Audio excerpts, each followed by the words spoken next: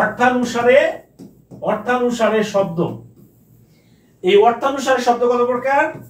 3 প্রকার, রাইট। একটা হলো যৌগিক, একটা কি যৌগিক শব্দ, আর একটা হলো যৌগিক, আর একটা হচ্ছে যোগ যোগ রূঢ় শব্দ, আর একটা হচ্ছে রূঢ়ি শব্দ। কি শব্দ? আর একটা হলো রূঢ়ি শব্দ। ক্লিয়ার? তাহলে অর্থানুসারে শব্দ কত প্রকার? 3 প্রকার। অর্থানুসারে শব্দ কত প্রকার? 3 প্রকার অর্থানুসারে শব্দ, যোগ রূঢ়, যৌগিক, যোগ রূঢ়, রূঢ়ি, 3 প্রকার। ক্লিয়ার? আচ্ছা, এবার চলে আসেন, তাহলে আমরা যৌগিক শব্দ কতগুলো পড়বো? জাস্ট কয়েকটা শব্দ পড়াবো, এই কয়েকটা শব্দের মধ্যে আসবে, বেশি পড়তে হবে না ভাই, একটু পেইনটা কমাই দিই, কেমন? জাস্ট খেয়াল করেন, খেয়াল করেন। গুণমান পাঠক গায়কের গায়কের মধুর সম্পর্কের, মধুর সম্পর্ক, সাদিয়া, মধুর গুণমান পাঠক গায়কের মধুর সম্পর্কের বাবুয়ানা ভাব দেখে, বাবুয়ানা ভাব দেখে দহিত্র মেয়েলি মেয়েলি ও মিতালি সেজে, মেয়েলি ও মিতালি সেজে চিকা মারা যায়। কি যায়? চিকা মারা যায়। ওকে প্রিয় ভাইরা, কোথায় যায়? চিকা মারা।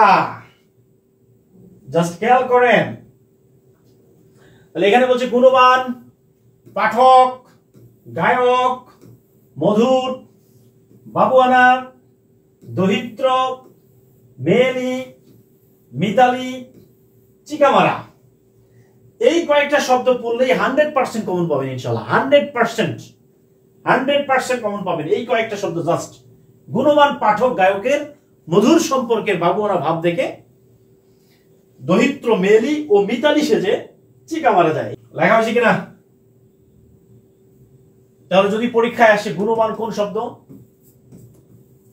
এই গুণবান কোন শব্দ, গুণবান, এটা যদি পরীক্ষায় আসে কি করবেন? যৌগিক, তারপরে হচ্ছে যোগ রূঢ়, এরপর হচ্ছে রূঢ়ি। কি হবে এটা বলেন? গুণবান কোন ভাষার শব্দ? গুণবান। তাহলে মনে রাখবেন, গুণবান পাঠক, পরীক্ষায় যখন আসবে গুণবান পাঠক গায়কের মধুর সম্পর্কের বাবুয়ানা ভাব দেখে দহিত্র মেয়েলি মিতালি সেজে চিকা মারা যায়। ক্লিয়ার? তাহলে প্রিয় ভাইরা, এরপরে আসেন 2 নম্বর। 2 নম্বর হলো যোগ রূঢ় শব্দ। কি শব্দ? যোগ রূঢ় শব্দ। তাহলে এই যোগ রূঢ় শব্দ কোনটা? রাজপুত। জাস্ট 4টা শব্দ মনে রাখবেন। রাজপুত, মহাযাত্রা, এরপর হচ্ছে পঙ্কজ, এরপর হচ্ছে জলধি। কি নাম? জলধি। খেয়াল করেন, 4টা শব্দ পড়বেন। তাহলে রাজপুত, মহাযাত্রা, পঙ্কজ, জলধি, এই 4টা শব্দ পড়বেন।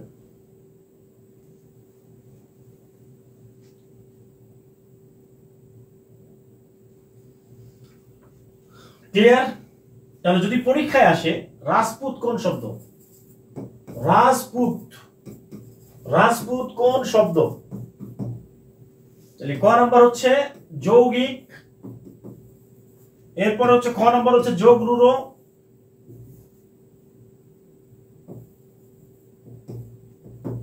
আর গ নাম্বারটা হচ্ছে রূঢ়ি শব্দ। কি শব্দ?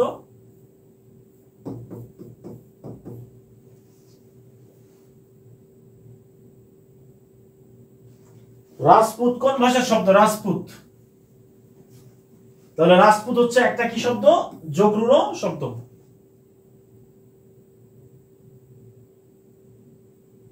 Thank you so much. এরপরে চলে আসেন 3 নাম্বার। এরপরে আসেন রূঢ়ি শব্দ। কি শব্দ? রূঢ়ি। এই রূঢ়ি শব্দ পড়তে হবে প্রিয় ভাইরা, রূঢ়ি শব্দ। জাস্ট খেয়াল করেন, প্রবীণ হস্তি, প্রবীণ প্রবীণ হস্তি, হস্তি তৈলাক্ত,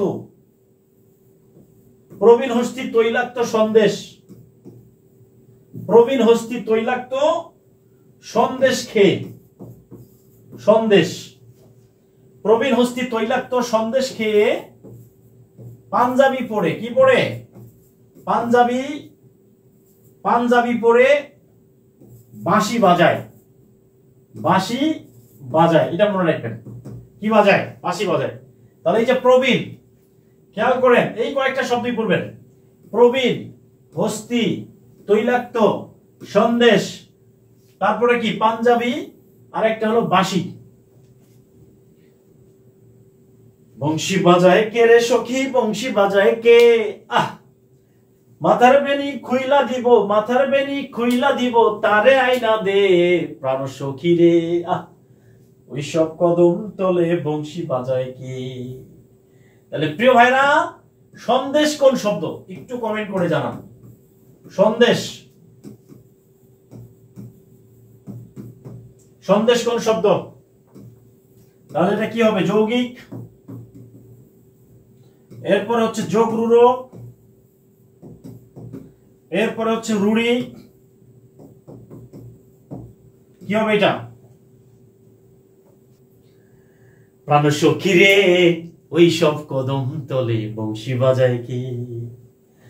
বংশী বাজায় কে রে সখী, বংশী বাজায় কে? মাথার বেনি খুইলা দিব, তারে আইনা দে প্রাণ সখী রে। এই সব কদম তলে বংশী বাজায় কে?